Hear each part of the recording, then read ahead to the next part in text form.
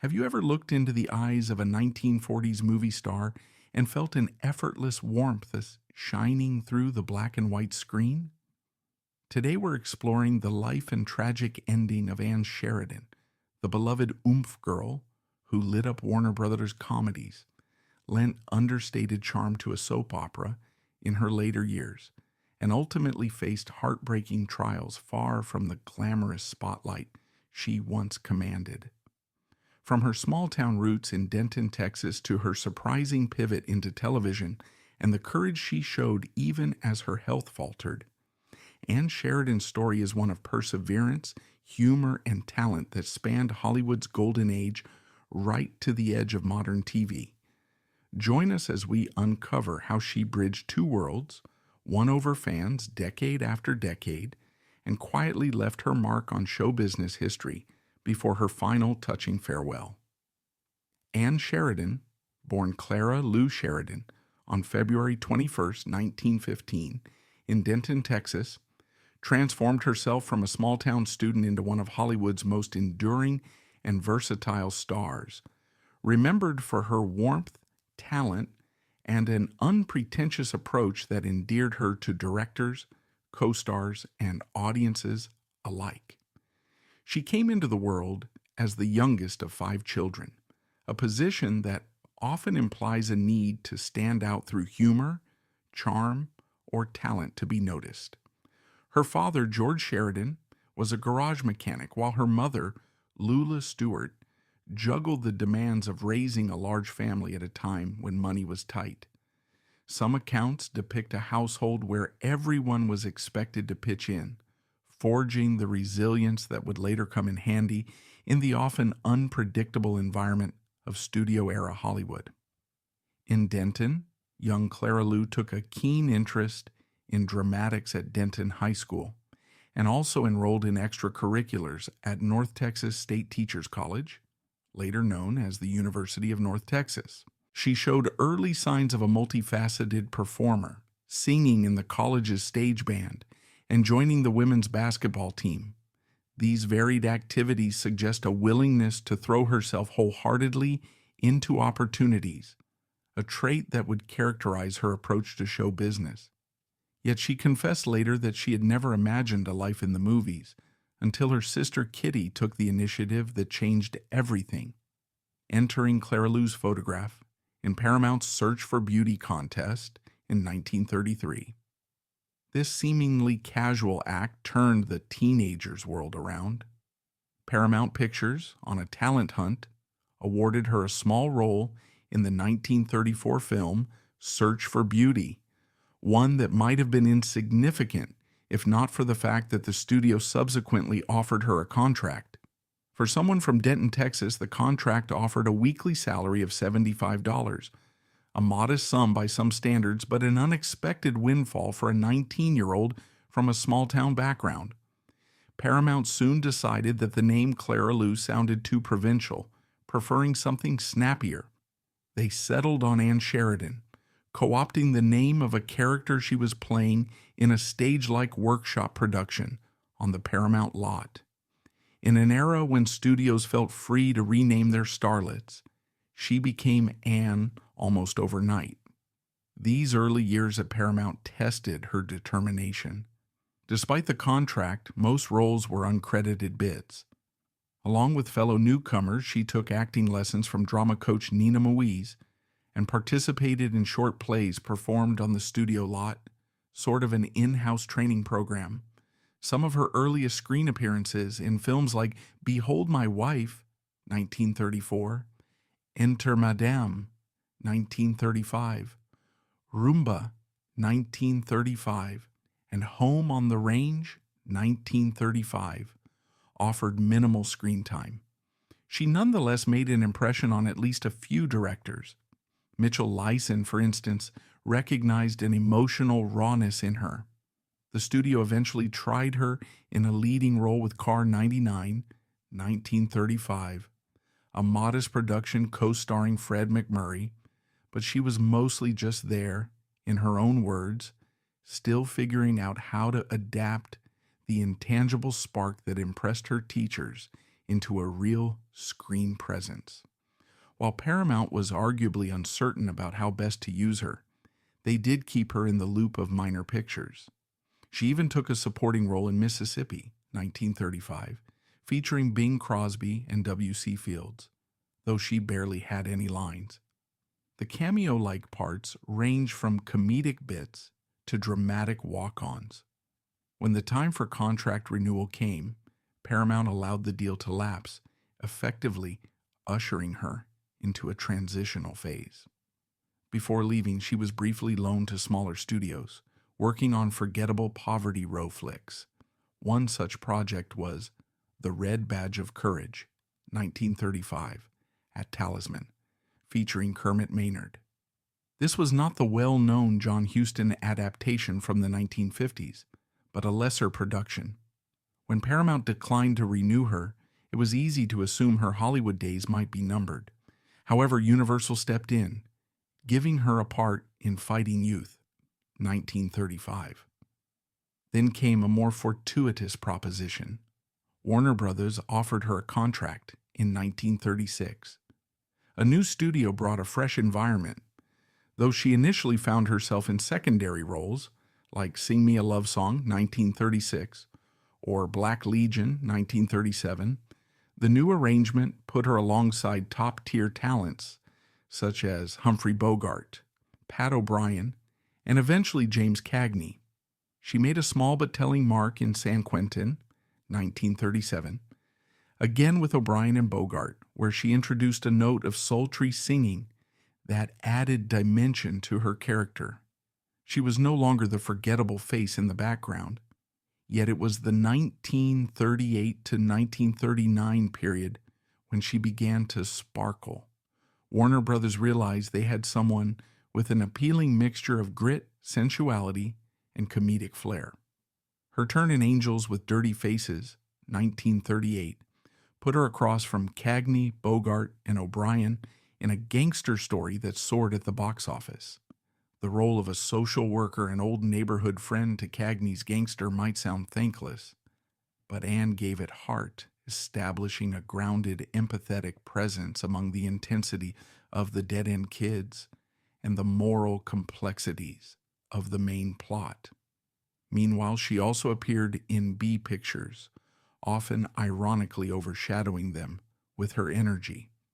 One big step up came with Dodge City, 1939, starring Errol Flynn and Olivia de Havilland, in which Anne was third billed as a saloon owner, a small but shiny comedic part that allowed her to stand out in a star-studded Western. She once joked that working with Flynn was like stepping into a glamorous swirl of frontier costumes and behind-the-scenes pranks. Yet she kept her cool and learned from the bigger names around her. During this time, the press latched onto her image. In March 1939, a group of men in Hollywood voted her the actress with the most oomph, a term that cunning publicists latched onto. Overnight, newspapers and fan magazines crowned her the Oomph Girl, leading to endless jokes and superficial coverage. She loathed the nickname. The concept of oomph was meant to suggest an intangible sex appeal, but for Anne it felt trivializing, suggesting she was all surface, no substance. She complained that, ironically, oomph overshadowed her actual acting achievements, pigeonholing her as a mere pin-up. Indeed, she became an early 1940s pin-up sensation, receiving a reported 250 marriage proposals from fans in a single week, a testament to the mania around starlets. Yet beneath that caricature lay someone who quietly strove to refine her craft, forging deeper emotional dimensions in her roles whenever given the chance. Throughout 1939 and 1940, she built a strong repertoire. In Naughty But Nice, 1939, a comedic musical, she co-starred with Dick Powell.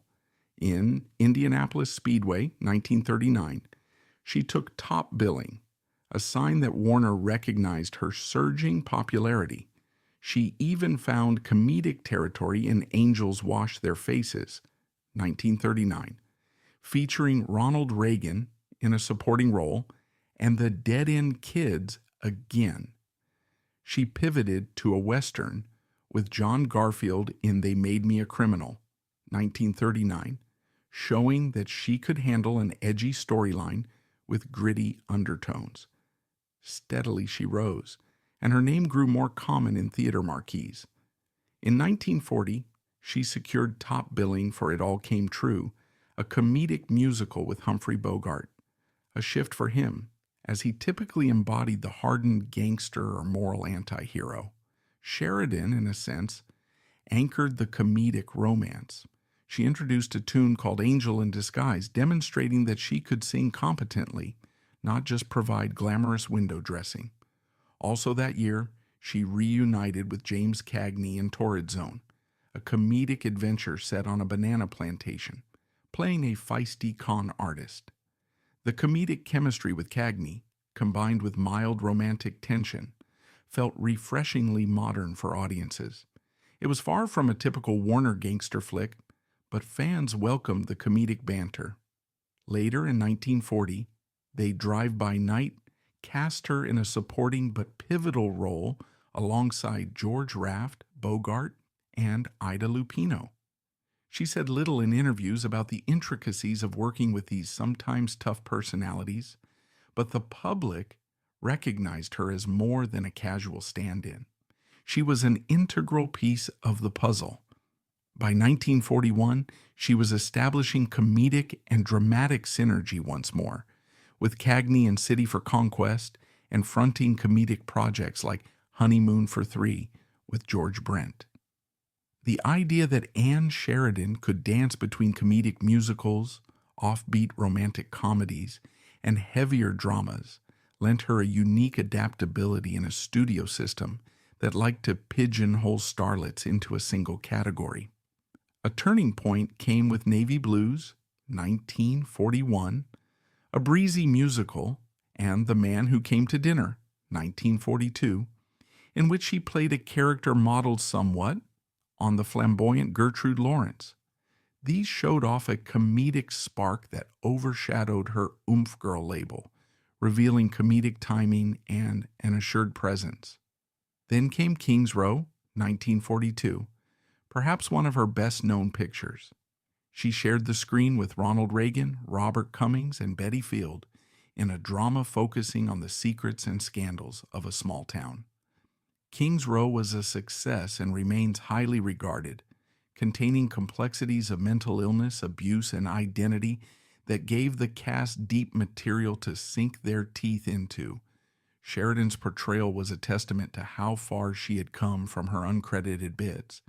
She was top billed, a measure of Warner Brothers' confidence in her stardom.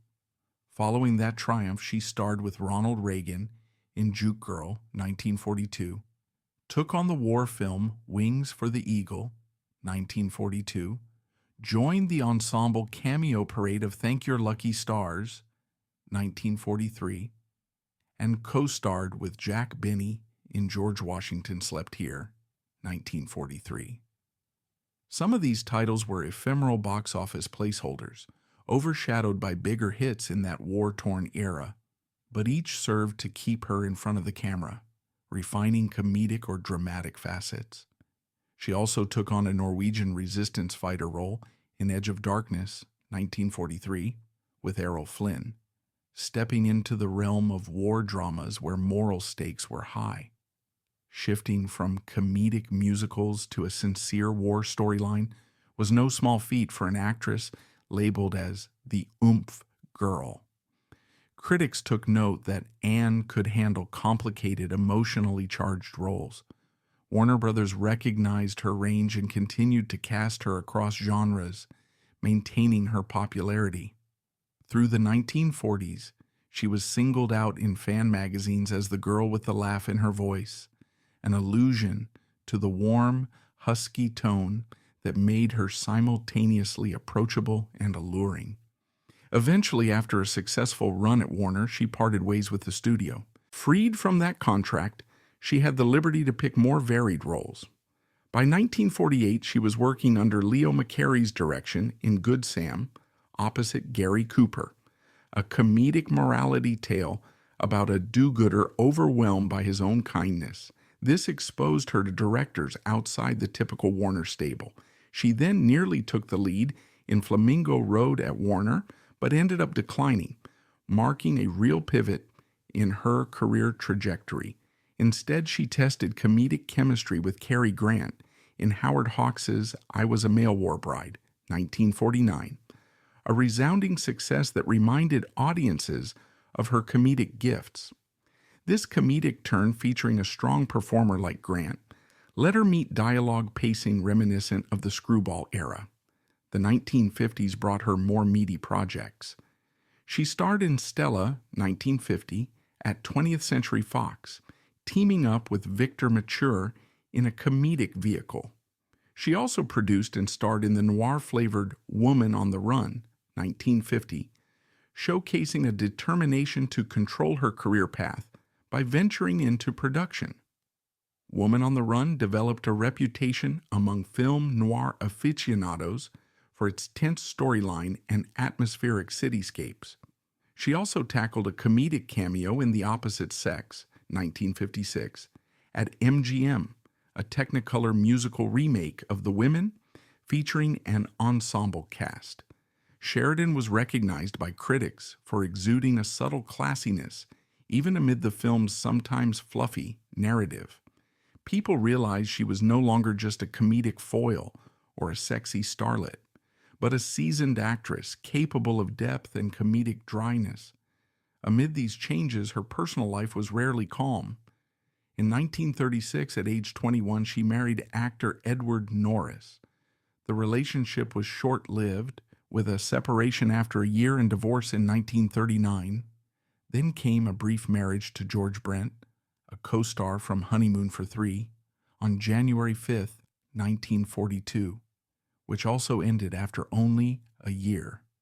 Reflecting on these ties, she later confessed that it wasn't so much about a reckless approach to romance as about coping with the rapid transformations in her life. She eventually nurtured a long-term relationship with publicist Steve Hannigan until his passing in 1953. Summaries of her romantic experiences paint her as simultaneously private and searching, maintaining a sense of guarded dignity in an industry that thrived on gossip. She often told reporters that despite the glitz, she just wanted normalcy, a repeated theme in her interviews. By the mid-1950s, as the big studio's power waned and the old contract system unraveled, she found herself mixing film and television. She performed in westerns such as Woman and the Hunter, 1957, shot partly in Africa, expanding her horizons geographically. She also took guest roles in TV Western series. Wagon Train cast her in the Mavis Grant story, an episode that let her explore older, more reflective roles. As Hollywood changed, she adapted, balancing her legacy in film with fresh opportunities in the emerging medium of television. By the early 1960s, Ann Sheridan had spent decades in film, evolving from bit parts at Paramount to major roles at Warner Brothers and beyond. Yet, like many Golden Age stars navigating the shifting tides of Hollywood, she found opportunities gradually narrowing, especially as the old studio system unraveled. Eager to remain visible, she surprised many by taking a part in the NBC soap opera Another World around 1962, a marked departure from the polished comedic or dramatic leads that had once made her a household name. At first glance, stepping into the realm of daytime serials seemed incongruous with her established film resume. King's Row, They Drive by Night, I Was a Male War Bride, and so on. But if one examines the context, it made sense. Television was no longer a novelty. It had become a dominant force in entertainment, with networks expanding their schedules and craving recognizable faces to attract viewers. Soap operas in particular had grown into consistent, commercially successful staples of daytime TV, commanding large, loyal audiences. predominantly women at home during the day, who found in these serialized dramas a steady narrative through line, absent from primetime fare. Initially, some fans saw Sheridan's move as a possible step down in status, from big screen roles to the daily churn of a soap's production schedule. After all, the film industry often regarded television, and especially daytime soaps, with a certain snobbery at the time. But Sheridan's decision signaled more than a desperate attempt to stay employed. It exemplified her determination to remain a working actress and maintain a connection with the audience that still remembered her face from black and white classics, musicals, and Oomph Girl pinups. She likely viewed television not as a come-down, but as another medium in which she could exercise her skill. And indeed, Another World was a brand new show that had begun capturing viewers' attention with its blend of personal drama and relatable, if sometimes heightened, storylines. Although sources about her exact role vary, some say she was considered for a part that ended up being recast. It's clear that she was willing to explore new frontiers. The daily nature of soap opera work demanded a different kind of discipline. Lines changed quickly, story arcs shifted, and the shooting pace was relentless compared to the months-long timeline of a major Hollywood production. What was revealing is how fans, particularly those who might not have followed her later film projects, recognize that same affable sincerity in the TV format. Even in middle age, Sheridan retained that distinctive warmth and naturalness she displayed as a younger star. Reports from viewers indicated they found her no less magnetic in the more intimate, smaller budget environment of daytime television. She exuded an unforced radiance that clicked well with the grounded domestic themes typical of soap operas at the time. Moreover, for audiences who knew her chiefly from late-night reruns of, say, Angels with Dirty Faces or It All Came True, seeing her step into a contemporaneous storyline added a new dimension to her screen identity. It was almost as though she transcended the Hollywood starlet image and became someone people could watch in a day-to-day narrative, more immediate, more connected to their routine lives. From a practical standpoint, she may have been drawn to Another World by financial stability or the chance to remain in Hollywood's epicenter without the unpredictability of sporadic film roles. The early 1960s also represented a period of flux for older actresses, as the new wave of cinema turned to younger faces and riskier storytelling. Studio contracts had shriveled. The star system that had once provided consistent roles and publicity was no longer secure, prompting many established names to pivot toward TV soaps in particular, offered a consistent paycheck and the promise of an ongoing character arc, enabling someone like Sheridan to refine aspects of her performance style on a daily basis. Still, crossing into soap territory wasn't always easy. Daytime series had punishing schedules, minimal rehearsal time, and an accelerated filming pace that demanded sharp memorization and rapid adaptability. Sheridan's prior experience at Warner Brothers features, where actors churned out multiple pictures a year, some on tight timetables, likely equipped her for such demands. Moreover, the presence of a recognized star gave Another World a dash of marquee appeal. Classic film buffs tuned in out of curiosity, while loyal soap viewers appreciated the arrival of a performer with a big screen gravitas. The interplay between her polished comedic dramatic background and the show's everyday melodrama fascinated spectators who only knew her from glamorous Hollywood sets. Writers for the show sometimes tailored storylines to highlight her comedic timing or her ability to deliver heartfelt pathos, integrating those traits that had once dominated silver screen narratives into the show's ongoing arcs. This synergy testified to the broader trend of movie stars discovering that television, rather than being a lesser domain, could offer them a refreshing creative playground. It's noteworthy that while Sheridan's health was already in decline, undetected at first, but she would soon face the devastating onset of esophageal cancer, she gave no outward sign of fragility. On screen, she maintained the same confident posture that had endeared her to fans decades prior. Castmates often commented on her kindness, describing her willingness to chat with younger performers who revered her from her Warner Brothers heyday. The atmosphere on set reportedly brimmed with respect. New talents recognized they were sharing scenes with an actress whose comedic flair once adorned major box office hits, while older crew members recalled her as a face from the golden era of black and white artistry. That bridging effect, unifying generations of viewers, actors, and behind-the-scenes staff, lent a special aura to her presence in another world. Additionally, the emotional resonance of soap opera narratives might have appealed to Sheridan's desire for more substantial character depth in her later years.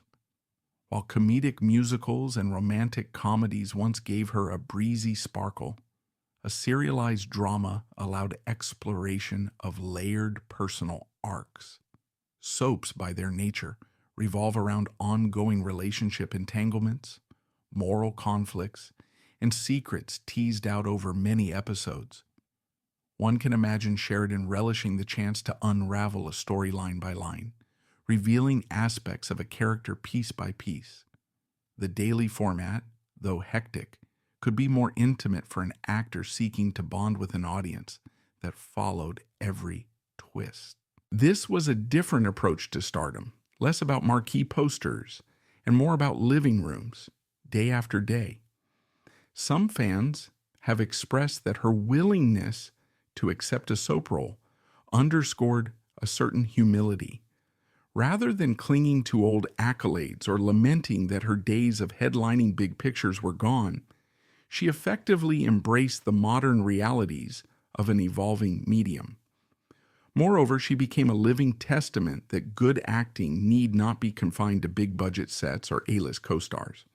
In one sense, taking on another world was akin to returning to her early career approach, being flexible, game for new challenges, and open to forging a fresh path in front of the camera. She had done a similar transition years earlier when she parted from Paramount for Warner Brothers, or when she navigated comedic musicals versus gritty noir roles. This was simply another pivot, albeit at a time in her life when many Golden Age actresses might have retreated into semi-retirement. From the perspective of watchers in 1962, Anne Sheridan's turn on Another World signaled that she remained a vital actress, not a relic of the past. Her face, once splashed across giant posters for King's Row, They Drive by Night, or The Man Who Came to Dinner, now filled the smaller TV screens in living rooms across America. Such an evolution was an essential part of bridging old Hollywood and the new entertainment landscape. So in that sense, the step-down stigma didn't quite hold. It was more of a transitional adaptation, reaffirming her desire to keep performing, to stay relevant. While her tenure on the soap opera did not last indefinitely, partly because her health started deteriorating, its significance in her overall career arc is undeniable. It's a testament to her resilience and the understated resilience that had carried her from small-town beginnings in Denton, through bit parts at Paramount, to comedic musicals at Warner, and eventually to the complexities of live TV. When she appeared on Another World, fans who remembered her comedic spark from earlier decades were struck by how that familiar glow still manifested in her expressions, line deliveries, and that intangible down-to-earth sincerity. Even those who discovered her for the first time through the soap saw a mature actress who radiated warmth, forging a unique blend of nostalgia and immediate emotional engagement. It functioned almost like a final act in a continuing story, a demonstration that no matter how the industry's tide shifted, Ann Sheridan maintained the same fundamental approach to performance, genuine, personable, and unpretentiously real. That said, her involvement with Another World rarely receives extended mention in standard film histories, many of which prefer to focus on her Oomph Girl days or her memorable comedic hits at Warner. Yet for fans deeply curious about her entire trajectory, this TV chapter underscores the full scope of her adaptability. Whether in the glamour of big film sets or the more modest environment of a daytime soap, she preserved her hallmark, a calm radiance that made audiences root for her characters, comedic or dramatic. The ephemeral nature of soap operas, episodes lost to time or never re-aired, makes it trickier for modern viewers to see how she performed in those arcs. But those who witnessed it in real time or discovered audio-visual fragments note that her charm held steady. She exhibited the same comedic glint that once made Cary Grant a perfect foil in I Was a Male War Bride, only now tailored to a more serialized, intimate format.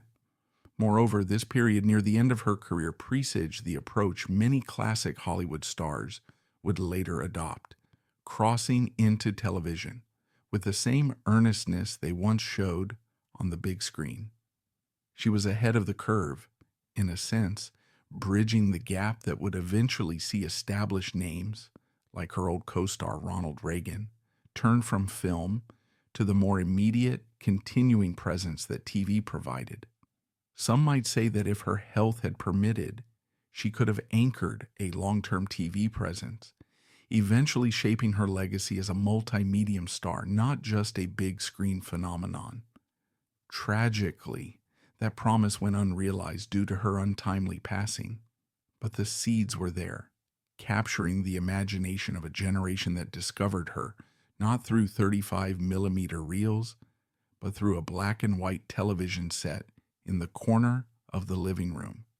Hence, that 1962 step into another world remains a subtle yet revealing footnote in Ann Sheridan's biography, reflecting her open-mindedness in an entertainment world rapidly reshaping itself around television's power.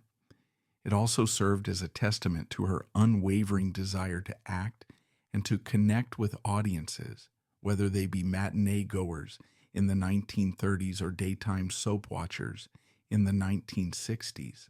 A half-century after her departure from the spotlight, we can appreciate how the move signaled her sense of practicality, humility, and an abiding drive to keep performing, all culminating in a career that, despite personal and professional obstacles, left an indelible imprint on Hollywood lore.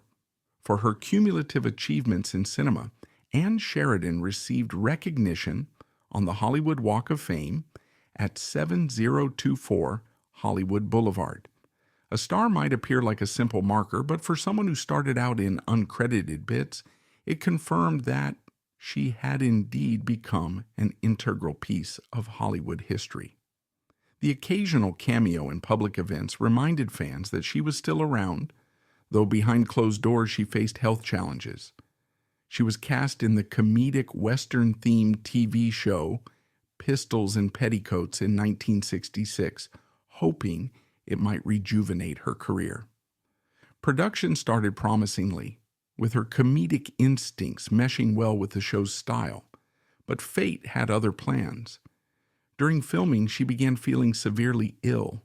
Diagnoses uncovered esophageal cancer that had metastasized aggressively to her liver. Though some reports vary on the timeline, what remains consistent is that the disease progressed rapidly. On January 21, 1967, just a month shy of her 52nd birthday, Ann Sheridan passed away in Los Angeles, leaving behind a circle of close friends and fans who lamented that her comedic spark and gentle spirit never quite received the grand spotlight it deserved. She had remarried months earlier, in June 1966, to actor Scott McKay, who stood by her in those final weeks. Her death did not bring the outpouring of media chaos sometimes seen with more flamboyant or scandal-heavy stars, but it deeply saddened those who remembered her as a gracious, unassuming force in Hollywood. Her remains were cremated and stored at Chapel of the Pines Crematory in Los Angeles for decades, a subtle testament to how sometimes even the final resting place of a star can slip under the radar. In 2005, her ashes were transferred for interment at Hollywood Forever Cemetery, granting her a more fitting tribute. Fans who discovered her story, spanning from a small-town childhood in Texas to comedic musicals and film noir, began to champion her legacy more energetically. The narrative of a star, overshadowed by bigger names like Bette Davis or Ingrid Bergman, resonated with classic film enthusiasts who recognized that her comedic flair and emotional range merited renewed attention. Through deeper historical analysis, contemporary observers have praised how Sheridan balanced comedic timing, a down-to-earth persona, and a flair for mild mischief on screen. Filmmakers who worked with her often commented that she was easy to direct, seldom indulging in the grand diva behavior typical of that era.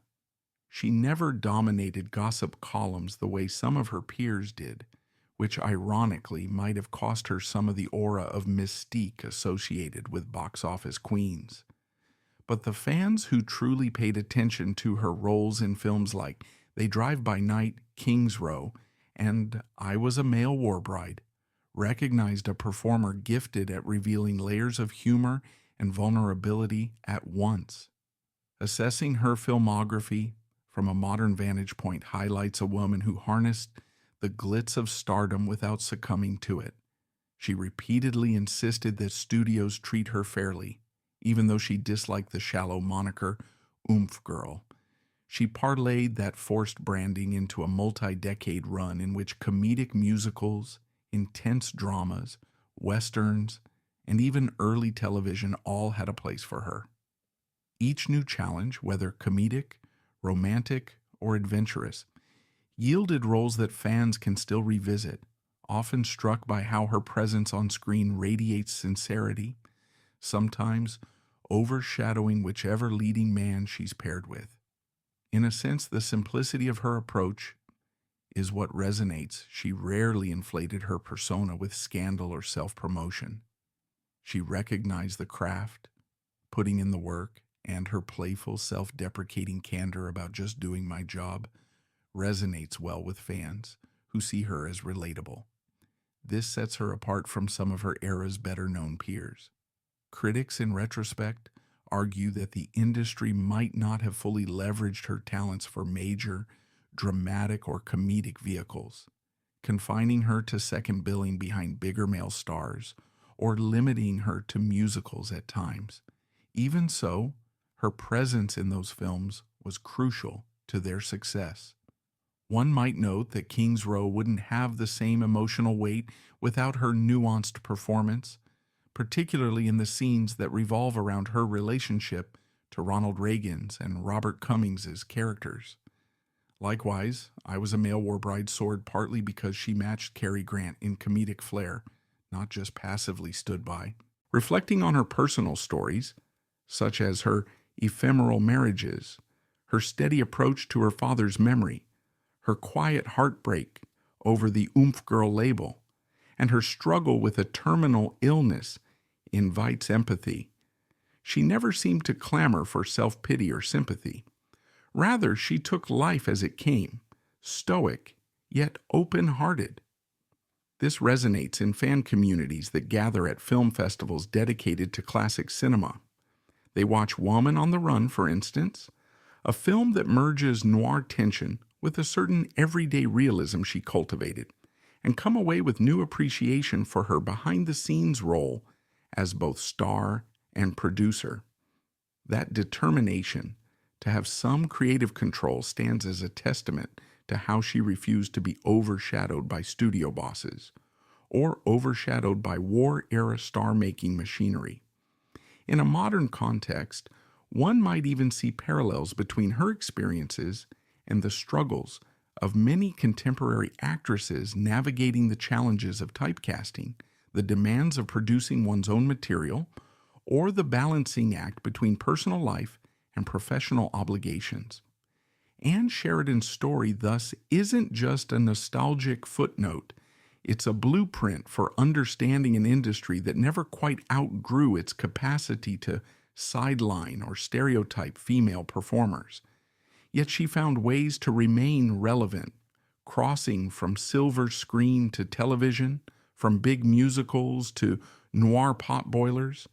Her comedic verve, her ability to slip into heartbreak, and her readiness to operate as part of an ensemble cast continue to shine in the films she left behind. Though Anne Sheridan passed away in 1967, she experienced a second wave of recognition thanks to television syndication in the 1970s and the subsequent home video boom of the 1980s. During that period, local stations, cable networks, and video rental shops began showcasing classic Hollywood fare, introducing the so-called golden age to younger viewers who had never set foot in a grand movie palace. For those encountering Anne Sheridan's work for the first time, it was often a revelatory experience. They might flip past black and white war films or gangster melodramas late at night and suddenly find themselves captivated by an actress whose warmth and bright-eyed confidence still leapt off the screen. Gradually, a kind of grassroots fandom sprang up around her lesser-known titles. People noticed how she carried herself with a subtle comedic poise that felt surprisingly modern, free of the melodramatic affectations that sometimes mark older films. Major broadcasters began scheduling airings of her standout projects, from Angels with Dirty Faces, a gritty, morally complex gangster piece with Cagney, to comedies such as It All Came True, in which Sheridan wielded a cheeky humor that was miles away from the stilted comedic style some younger viewers associated with 1930s or 1940s cinema. Film historians and critics, noticing how often the uninitiated responded favorably to her, began reevaluating her position in the Hollywood pantheon. If she had once been overshadowed by superstars like Bette Davis or Joan Crawford at Warner Brothers, this surge of fresh eyes saw her on more equal footing, praising her for an unaffected approach that felt almost method before the term had fully taken root in the industry. Compounding that rediscovery was the blossoming of specialized film festivals dedicated to noir and pre-code, or immediate post-code, Hollywood. Anne Sheridan's appearances in lesser-known noir-tinged works like Woman on the Run caught the eye of curators at revival houses. They observed her ability to convey intelligence and emotional honesty without slipping into the arch mannerisms typical of period melodramas, whereas certain golden age stars showed their comedic or dramatic chops via flamboyant theatrical gestures. Sheridan's brand of humor stemmed from a dry wink, a casual line reading, or a spontaneous flash of exasperation, a style that happened to dovetail nicely with contemporary taste for more understated, realistic performances. Collectors of vintage memorabilia further helped her star to reignite, seeking out old fan magazines that had declared her the Oomph Girl, unearthing news clippings about her war bond tours or comedic cameo roles. In a time when large segments of classic Hollywood, particularly actresses' contributions, were still in the process of being properly archived and celebrated, Sheridan's filmography became a source of fascination. Interviews from the 1980s include not just critics, but also younger actors who name-checked her as an example of unforced comedic timing, gleaning lessons from how she managed to hold her own alongside formidable male leads.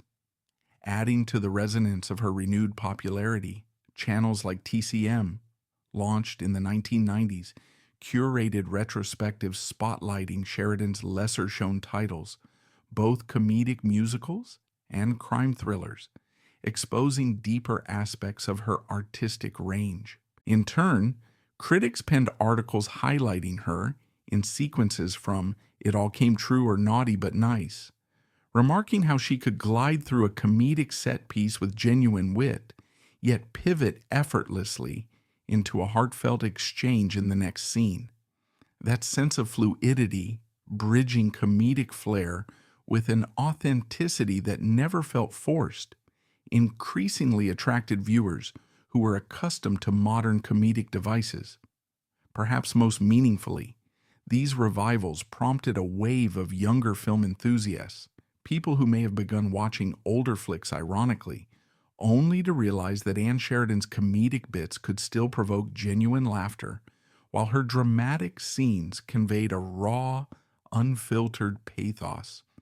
Some viewers found a new favorite star precisely because her persona seemed less locked into time capsule mannerisms and more akin to modern comedic sensibilities. That phenomenon quietly propelled her from fondly recalled star to a name that merited deeper appreciation, culminating in social media discussions and fan-driven screenings long after physical video stores had vanished.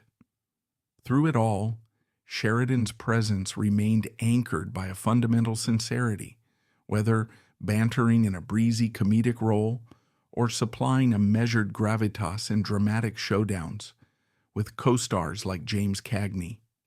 The post-1970s revival of her work, therefore, went beyond mere nostalgia, illustrating that behind the moniker Oomph Girl lay an actress whose approachable humor and emotional clarity bridged generational divides. Scenes from Angels, with dirty faces for instance, reminded viewers that, in a sometimes bombastic gangster context, her quiet steadiness could subdue even the most flamboyant co-stars. Meanwhile, comedic bits like those in It All Came True or Navy Blues showcased her unaffected timing and, of course, I'm Funny vibe that resonates with the comedic realism prized by later eras. All of this reveals how, despite her absence from the big screen after the mid-1950s and her untimely death in 1967, Ann Sheridan's star found a second life in broadcast schedules and VHS shelves, then a third life in the digital renaissance, making her a recognized hallmark of 1930s and 1940s Hollywood. She stands as a bridging figure, one who brought a measure of everyday authenticity to an era sometimes remembered for stylized glamour. Her comedic warmth, it turns out, never really dated, and modern watchers who discover her frequently comment that she feels surprisingly real for a star from that golden age, less pinned to the typical mannerisms of the time, more aligned with an enduring human humor that easily jumps across decades. To watch Ann Sheridan is to see a woman navigating precarious industry shifts, transitioning from Paramount's uncertain contract to Warner Brothers' star-making apparatus, adopting comedic musicals, tackling dramas, stepping out to produce, crossing into television, and eventually facing an unfortunate abbreviated final act due to illness. Through it all, she carried a blend of modesty and luminous talent.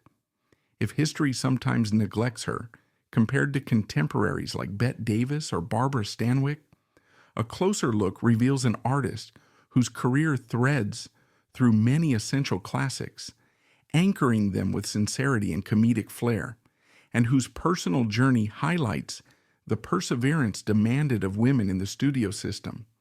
Thus, in summation, Ann Sheridan exemplified a star whose beginnings as Clara Lou from Denton, Texas, led to a 30-year multi-genre film and TV career. She managed to harness Oomph Girl marketing in a way that allowed her to stay popular, yet not overshadow her actual acting craft. She soared in comedic musicals, graceful romantic leads, gritty noir, Western outings, comedic bits in large ensembles, and culminating in varied roles that still charm classic film aficionados. Her personal relationships, ephemeral marriages, and eventual contentment highlight a yearning for normalcy within a swirl of bright lights. Even in her final years, stricken with cancer while filming Pistols and Petticoats, she mustered the same determination that had guided her from a bit player to top billing. That final push resonates as an emblem of unwavering dedication. A woman who died at 51, leaving a filmography that, while perhaps overshadowed by the golden age's starrier icons, remains a testament to an actress of deep warmth, comedic agility, and quiet fortitude. The postscript of her ashes eventually being interred at Hollywood Forever Cemetery in 2005, decades after her death, underscores how her memory needed time to be properly honored. In a sense, the belated final resting place parallels the belated recognition from film historians who only later realized how integral she was to the era's comedic and dramatic tapestry. For fans who visit that cemetery, the journey from Clara Lou Sheridan to Anne Sheridan stands as a model of success achieved with sincerity and skill, albeit tested by heartbreak, typecasting, and illness. The legacy of her presence endures through the laughter and tears conjured by her screen roles, ensuring that even if she never wanted to be the Oomph Girl, the intangible spark she brought remains as vivid as ever in the annals of Hollywood.